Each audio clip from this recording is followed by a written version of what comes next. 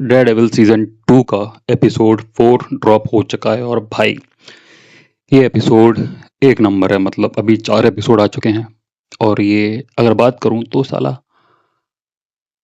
Season 1 से भी काफ़ी अच्छा ये मुझे एक एपिसोड लगा जिसमें अपने बुलजाई की बहुत बढ़िया एंट्री देखने को मिली है। तो हाँ, सारी चीज़ों की, सारी डिटेल्स की, सारे सीन्स की एक-एक करके बात करते हैं। तो शुरू करते हैं। ओके। तो हाँ, फर्स्ट ऑफ ऑल हम देखते हैं कि जिस तरीके से एपिसोड शुरू होता है तो हमें मार्वल का लोगो देखने को मिलता है जो अक्सर रेड होता है, जो कि ओरिजिनली होता है। बट इस एपिसोड में हमें वो रेड लोगो ब्लू होते हुए दिखाई दिया। तो मैं तो समझ गया था कि भाई हाँ, इसमें ज़्यादा फुटेज मिलने वाली है अपने बुलजाए को। पर इतनी तो चलिए शुरू करते हैं। तो एपिसोड की शुरुआत होती है कि बुलजाए अपना एक घर में अपनी सुबह दिन की शुरुआत करता है, अपने कमरे को सेट करता है, अपने लिए खाना बनाता है, वर्कआउट करता है और अपनी हथेलियों का भी वर्कआउट और वार्म अप उसे हमें करते हुए देखते हैं। तो हाँ, ये चीज़ मुझे अच्छी है क्योंकि ज़्यादातर उसका काम उसकी हथेलियों का ही है। वो जिस तरीके से वार करता है, अटैक करता है, ज़्यादातर उसके दिमाग के बाद उसकी हथेलियाँ ही काम में आती हैं। तो हाँ, एक नॉर्मल रूटीन हमें देखने को मिलता है, अपने लिए खाना बनाता है और हम जानते हैं कि बुलसआय कितना भी साइको हो, वो सफाई पसंदीदा इंसान है। तो हाँ, सारी चीज़ें सेट रखता है और एक अच्छे पड़ोसी की तरह, जो कि शायद वहाँ पे वो रहने के लिए हो रहा होता है। तो खुद के लिए खाना बनाने के बाद वो अपनी पड़ोसी की बिल्ली को भी अंडे की जो ऑमलेट होती है, वो डालता है। तो हाँ, अच्छा बंदा जिस तरीके से लोग बनने की कोशिश करते हैं, एक अच्छा नेबर वो है। और बाकी तुम जानते ही हैं। तो इसी के साथ हमें देखने को मिलता है कि वो ये सारा रूटीन, सारी चीज़ें करने के बाद अपने घर से बाहर निकलता है और स्टाइल में एक जो भिखारी होता है उसको स्टाइल में चेंज देते हुए जाते हुए हमें दिखता है एक रेस्टोरेंट में, जहाँ पर वो एक मिल्क शेक ऑर्डर करता है। उसके बाद हमें वो एक फ़ोन कॉल पर दिखता है जो कि वो पुलिस या फिर एवीटीएफ वालों को बुलाता है और बोलता है कि उसने फ्रैंक कासल को देखा है, वो भी बंदूक के साथ, गन के साथ। तो हाँ, वो उसका प्लान होता है, वो सभी को बुलाता है और एवीटीएफ की जो फोर्स होते हैं, वो वहाँ के जो गुंडे होते हैं, वो वहाँ पर सभी आ जाते हैं तुरंत ही। तो हाँ, जैसे ही वो एवीटीएफ वाले आते हैं, वो वहाँ पर बैठा हुआ होता है उनके इंतज़ार में और धीरे-धीरे वो बुलज़ाय की स्टाइल में जो वो मिल्क शेक जिस स्ट्रॉ से पी रहा होता है, उसमें एक टूथपिक फंसा के जो स्टाइल से पहले एवीटीएफ के गुंडे को मारता है, तो वो हाँ, देखने लायक है।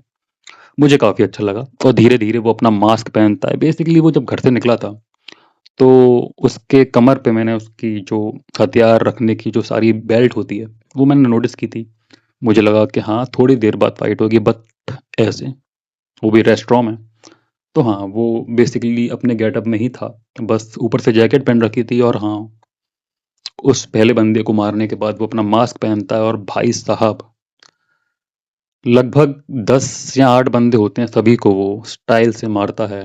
लोग वहाँ से डर के भागते हैं और बुलज़ाय कभी चूकता नहीं है। मतलब मैं फ़िलहाल बुलज़ाय का बहुत बड़ा फ़ैन हो गया हूँ। मतलब कि नेटफ्लिक्स वाली जो सीरीज़ है, उसके बाद हमें अभी बुलज़ाय का एक रियल जो पीक है, तो शायद नेटफ्लिक्स वाले बुलज़ाय वाले एक उसमें भी था। बट हाँ, उसमें जब उस टाइम उतनी लाइमलाइट नहीं मिली थी, बट अब मिली है। तो हाँ, फाइनली बुलज़ाय काफ़ी कूल तरीके से वो रेस्टोरेंट में फाइट करता है, सभी को निपटा देता है और लास्ट में उस लेडी को, उस औरत को जिसने मिल्क शेक सर्व किया होता है, उसे थैंक यू बोलता है। तो हाँ, इसी के बाद हमें देखने को मिलता है कट टू वहाँ पर, जहाँ पर कैरन और मैट का एक सीक्रेट हाइड आउट होता है। जिस तरीके से हमने पिछले एपिसोड में देखा था कि वो कैरन और मैट सभी लोगों को, पब्लिक को और स्वॉर्ड्समैन को छुड़ा कर निकाल लाता है। तो हाँ, वो सारे लोग वहीं थे। हेक्टर अयाला की वाइफ और वाइट टाइगर जो कि जूनियर एंजेला है, वो स्वॉर्ड्समैन और हमें स्वॉर्ड्समैन और डेयरडेविल के बीच बातचीत देखने को मिलती है। तो बेसिकली जिस तरीके से टोनी स्टार्क हेल्प करता है एवेंजर्स की फाइनेंशियली, उसी तरीके से जो स्वॉर्ड्समैन है वो डेयरडेविल की हेल्प करता है। वो केरन को एक अकाउंट नंबर देता है जिससे वो कहता है कि तुम इसे कभी भी और कहीं भी यूज़ कर सकते हो, और हाँ, दोनों के बीच अच्छी बातचीत होती है। स्वॉर्ड्समैन बोलता है डेयरडेविल को, एक कॉम्प्लीमेंट देता है कि तुम सिर्फ हीरो नहीं, तुम एक मिसाल हो। तो हाँ, इसी के बाद हमें देखने को मिलता है कि कैरन ने वाइट टाइगर को एक कार्ड दिया है जिसमें शायद रिकॉर्डिंग, सारे बयान उन लोगों के जो शायद वहाँ फंस चुके थे बिना किसी जुर्म के, या फिर उन्हें कैद कर लिया गया था।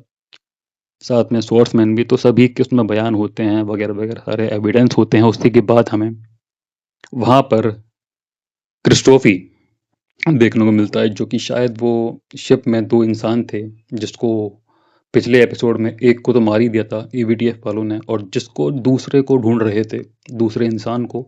वो वहाँ पर आता है और वहाँ पर कबूल करता है कि वो वही इंसान है जो वहाँ पर शिप पर था, नॉर्दर्न स्टार्क वाले।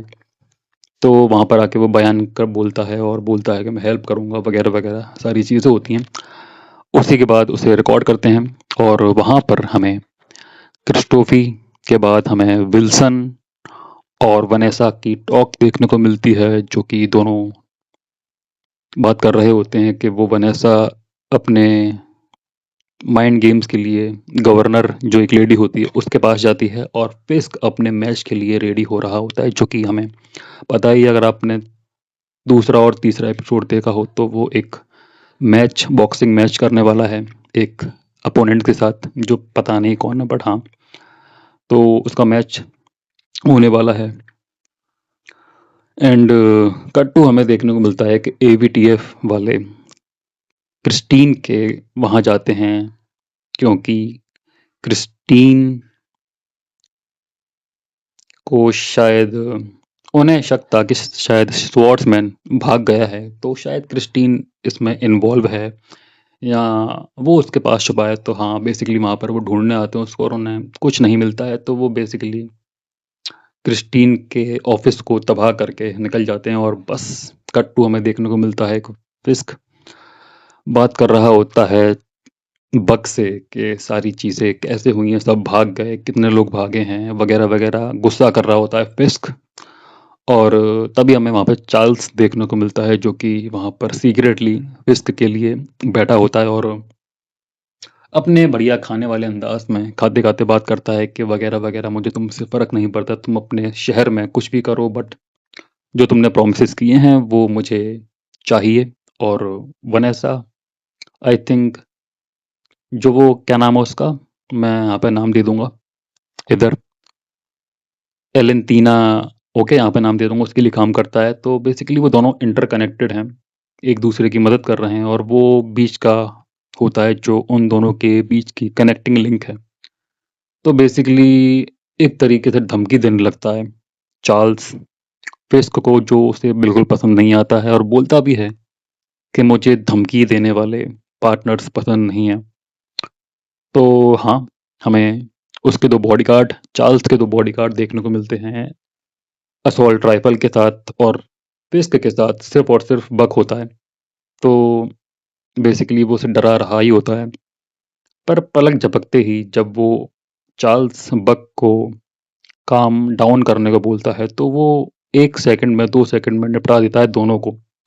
तो हाँ, इससे पता पड़ता है कि फिस्क ने बक को बस यूं ही अपना बॉडीगार्ड नहीं बना लिया है, वो भी खतरनाक इंसान है शायद। हाँ, शायद फॉर्मर से किसी मिलिट्री में या फिर इसी तरीके के पेशे में बक रहा है। तो इसी के बाद हमें देखने को मिलता है कि कैरिन मिलने जाती है क्रिस्टीन से। तो बेसिकली उसका ऑफिस उथल-पुथल हुआ होता है, जो एवीटीएफ के गुंडे कर चुके होते हैं। तो हाँ, वो उसके पास जाती है, और जो क्रिस्टोफी का उनके पास आया था, क्रिस्टोफी उनके पास आया था, उसने शायद बयान भी दिया है, या फिर वो बयान के लिए रेडी भी है। तो उसके लिए उन्हें एक लीगल एडवाइस या फिर एक वकील, अच्छे वकील की ज़रूरत है। तो वो अपने दोस्त क्रिस्टीन के पास जाते हैं, जो कि खफा होती है कि बीटीएस वालों ने पहले से ही उसकी लंका लगा रखी है, उसकी ज़िंदगी बर्बाद कर रखी है। और हाँ, तभी कैरन अपना गेटअप चेंज करके बस विग पहन के वहाँ पहुँचती है और बोलती है कि हमें तुम्हारी हेल्प चाहिए। तो इसी बातचीत के दौरान क्रिस्टीन पूछती है कैरन से कि मैट कहाँ है? तो बेसिकली कैरन बताती नहीं है, बस वो ये बोल देती है कि वो जहाँ पर भी है, सेफ है। तो बस हमको इन दोनों औरतों के बीच में बातचीत देखने को मिलती है और बस वहाँ पर वो कट टू हमें देखने को मिलता है कि वनेसा टॉक कर रही होती है अगले सीन में गवर्नर से, जिससे वो मिलने जाती है फिस्क से मिलने से पहले। तो हाँ, वो दोनों बात करते हैं और गवर्नर मतलब कि नाराज होती है कि फिस्क अपनी मेयरगिरी से कुछ ज़्यादा ही हवा में उड़ रहा है। उसके कुछ एपिसोड, उनके कुछ कदम अच्छे हैं बट कुछ कदम बेकार हैं। सीधा ही वो कारोबार बंद करवा देता है वगैरह वगैरह। इन दोनों लेडीज की बात हो रही होती हैं। वन ऐसा समझा रही होती है कि फिस्क जो भी कर रहा है न्यूयॉर्क को, हेल्स किचन को बेहतर बनाने के लिए कर रहा है। तो बेसिकली वो बोलती है अगर तुम फिस्क को लगाम में रख सकती हो तो मैं तुम्हारे साथ हूँ, वरना फिर मैं, जो भी है उनकी बात चलती है। तो हाँ, उसके बाद हमें देखने को मिलता है कि वनेसा के बाद हमें सीन देखने को मिलता है कि वो एंजेला होती है, white tiger, future white tiger, वो जो वो कार्ड जो वो कार्ड लेके आई होती है कैरन से। तो वो एक खाने के शॉप वाले आदमी को देती है, जो कि शायद सोर्स होता है बीबी का।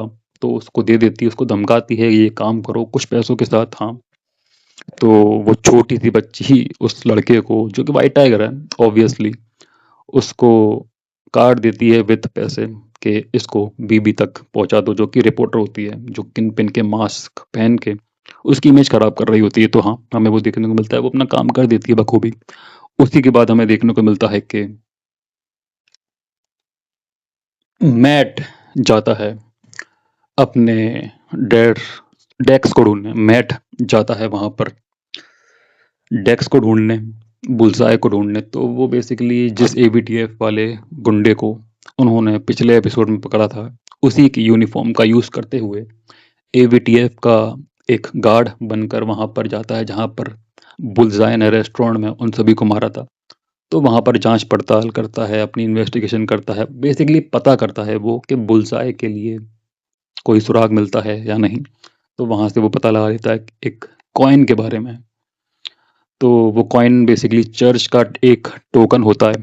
तो बेसिकली वहां पर वो चर्च पहुंचता है उस कॉइन के थ्रू।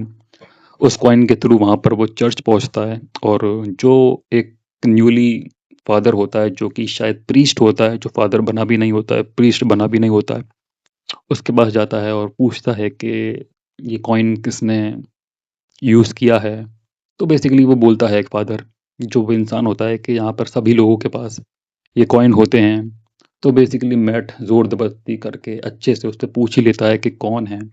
तो बेसिकली वो उसे बता देता है और बोल देता है कि आस-पास ही रहता है।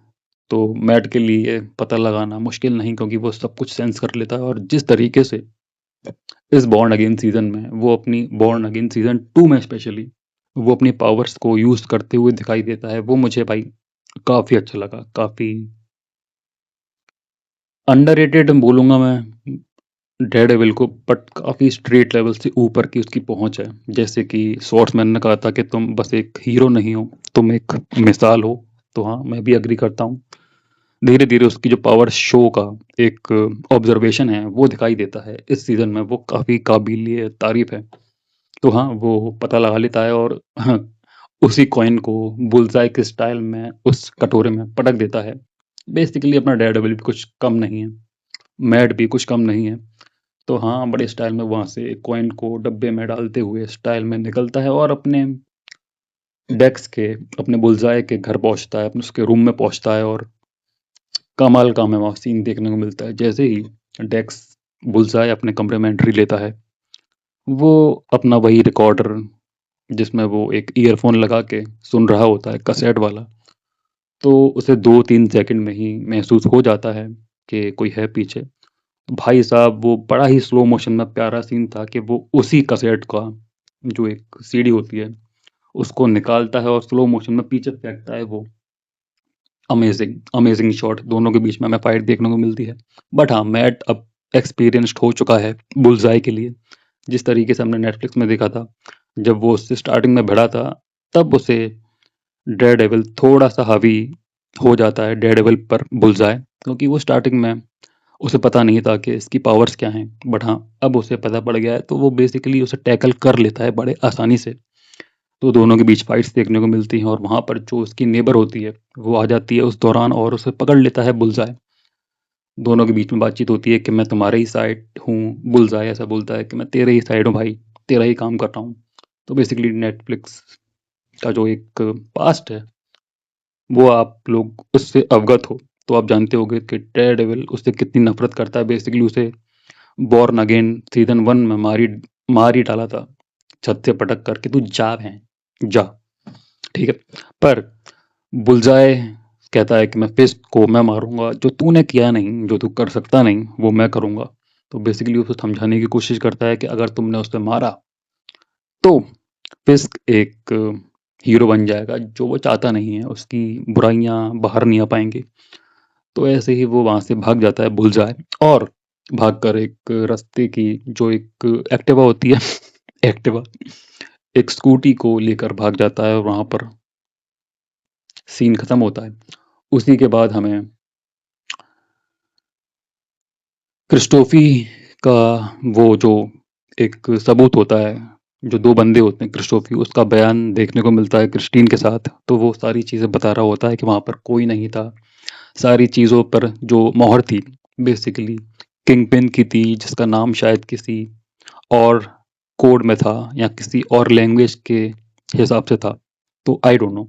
तो हाँ, वही सारी सील बोलता है कि सारा किया धरा किंग पिन का है, सारा किया धरा किंग पिन का है। और हाँ, किंगपिन ने ही सब कुछ करवाया है, सब कुछ किया है। और जो वहां पर बंदा आया था शिप पर वो था डेयरडेविल। तो हाँ, सारी चीजें रिकॉर्ड होती हैं, क्रिस्टीन बात करती है उससे। फिर कट टू हमें डैनियल का सीन दिखाई देता है बीबी के साथ, जो कि फिस्क का मैच एंजॉय करने आए होते हैं। तो वहां पर जैसे ही वो अंदर घुस रहे होते हैं तो एक फैन आता है। बेसिकली वो फैन नहीं होता है, वो वही बंदा होता है जिसको एंजेला ने वो एक चिप दी होती है। तो वो सेल्फी खिंचाने के बहाने उसके करीब आकर उसकी जेब में, उसकी पॉकेट में वो कार्ड डाल देता है। और वो उसे पता होता है, पर वो डर जाती है कि शायद डेनियल ने देख लिया है। तो हाँ, वो उसने देखा नहीं होता है। वो बोलता है कि तुम्हारे भी फैंस हैं, तो वो बच जाती है। तो वहां से हमें एक कमाल का मैच देखने को मिलता है, फिस्क और वो एक जो भी अपोनेंट है उसका। तो वहां पर जैसे ही मैच शुरू होता है तो पहले तो फिस्क काफी धोता है उसे, काफी मारता है। बेसिकली वो फिस्क के सामने कुछ था ही नहीं। फिस्क कॉमिक्स में बहुत ही खतरनाक इंसान है, उसे बॉक्सिंग भी आती है रियल लाइफ, और उसे शायद कुछ मार्शल आर्ट भी आते हैं। तो हाँ, इस बॉर्न अगेन सीजन में उसे बताया है कि वो ट्रेनिंग ले रहा होता है मैच से पहले, जो कि पता नहीं उतना ज़रूरी था उसके लिए कि नहीं। बट हाँ, वो मैच में काफ़ी हावी हो जाता है अपने अपोनेंट पे। पर तभी वहां पर आती है वनेसा, जो कि फिस्क ने उसे मना किया होता है कि तुम यहाँ मत आना। तो बेसिकली वो उसे देखकर सरप्राइज हो जाता है और उससे एक अपोनेंट, उसका सामने वाला, उससे एक मुक्का जड़ देता है, जिससे उसका चेहरा थोड़ा सा बिगड़ जाता है, खून वून। और हाँ, एक डिटेल हमसे मिस हो गई है कि जो क्रिस्टोफी होता है, तो वहां से सेफली निकल रहा होता है बयान देकर, एबीटीएफ के गुंडे उसे फिस्क और उसके मैच के दौरान मार देते हैं। और जबकि कैरन या मैट को अभी तक ये सीख जाना चाहिए था कि अगर किसी गवाह को हमें सेफली कहीं पहुंचाना है या निकालना है, तो वो हो नहीं सकता है। वो या तो अगर वो करें तो होगा, क्योंकि एवीटीएफ के गुंडे हर जगह हैं और वो उसे निपटा ही देंगे। और बेसिकली पूरे शहर का कंट्रोल फिस्क के हाथ में है फिलहाल। तो मरवा दिया उसको, आ जाता है। उसी के साथ हमारी एंट्री होती है डेक्स की, अपने बुलजाई की। बड़े ही स्टाइल में वो अपने एवीटीएफ वाले गुंडों को निपटाता हुआ आता है और वहां पर तहलका मच जाता है। तो धीरे धीरे सभी निपटते हैं एवीटीएफ वाले, और वहाँ पर फिस्क घबरा जाता है वनेसा को लेकर। और जब वो मार ही रहा होता है सारी गुंडों को, एवीटीएफ वालों को, वो और किसी को नहीं मारता है, उसी वक्त वनेसा वहाँ रिंग में मौजूद होती है और अपने पर्स से गन निकालती है और डेक्स अपना बुलजाए की तरफ दागती है। और बुलजाए वही जो एक कांच की एक छोटी सी मूर्ति होती है, हाँ मूर्ति होती है जिसमें फिस्क का ही चेहरा होता है, वो मारता है। बेसिकली बुलजाए को उसकी गोली लग जाती है, पर वो शायद साइड से निकल जाती है। पर जो बुलजाए ने अटैक किया होता है उस कांच की मूर्ति से, उसे लग जाती है। पर फिस्क अपनी जो उसकी बेल्ट होती है, जो वो जीत चुका होता है मैच अपने अपोनेंट को निपटा के, वहीं पर वो बेल्ट उसे उस मूर्ति में मार देता है, बेसिकली बचा लेता है वनेसा को हिट होने से। बट अपना क्या बोलते हैं डेक्स, अपना बुलजाए कभी चूकता नहीं है। तो बेसिकली हमें मालूम पड़ता है वहां पर कि उसका एक पीस वनेसा के यहाँ पर लग चुका होता है और वो खून खून हो गई होती है। तो इसी दौरान हमें डेयर डेविल की भी एंट्री देखने को मिलती है, जो कि उसको रोकता है बेसिकली। और सारी चीजें होने के बाद डेयर डेविल अपने जो एक डांडिया वाला उसका गैजेट है, हाँ डांडिया ऐसे, अपनी डांडिया से, तो बेसिकली डेयर डेविल अपनी डांडिया से उसे रोकते हुए उसको बेसिकली बचा लेता है बुलसाए को, और खींच कर एक स्पाइडरमैन वाली एंट्री, उसको खींच कर, और बेसिकली उसको खींच कर बाहर ले जाता है खिड़की से। तो यहाँ बेसिकली उसे बचाने का कोई सेंस बनता नहीं है, बट बनता भी है क्योंकि वो फिस्ट की जान के पीछे पड़ा है, तो बेसिकली वो उसे मारने नहीं देगा। हाँ, और इसीलिए क्योंकि शायद वो उसे नफरत भी करता है, क्योंकि फॉगी को निपटाया था बुलजाए ने। तो देखते हैं आगे क्या होता है। वहीं पर हमें देखने को मिलता है कि वनेसा इंजर्ड हो गई होती है और उसका खून ही खून, शायद या तो मर जाएगी वो, या तो सीवियर इंजर्ड हो जाएगी। तो हमें यहाँ पर एपिसोड की एंडिंग देखने को मिलती है। और अब नेक्स्ट एपिसोड में हमें ये देखना है कि ज़्यादा साइको बुलसाए है या फिर फिस्क, क्योंकि वनेसा अगर मर गई तो फिस्क का हमें एक नया रूप, नया वर्जन देखने को मिलेगा, और अगर इंजर्ड भी हो गई तो भी हमें एक नया रूप, नया वर्जन देखने को मिलेगा। तो हाँ, देखते हैं फिस्क वर्सेस बुलसाए वर्सेस अपना डेयरडेविल। तो हाँ, आगे का एपिसोड और भी एक्साइटेड होने वाला है, जिसमें हमें शायद ग्लिम्स मिल चुका है। उसमें हमें एक और विजिलेंटी की एंट्री देखने को मिलने वाली है। शायद वो ल्यूक केज होगा या फिर Jessica Jones, who don't know, who know. तो देखते हैं नेक्स्ट एपिसोड में। ओके, मजा आया।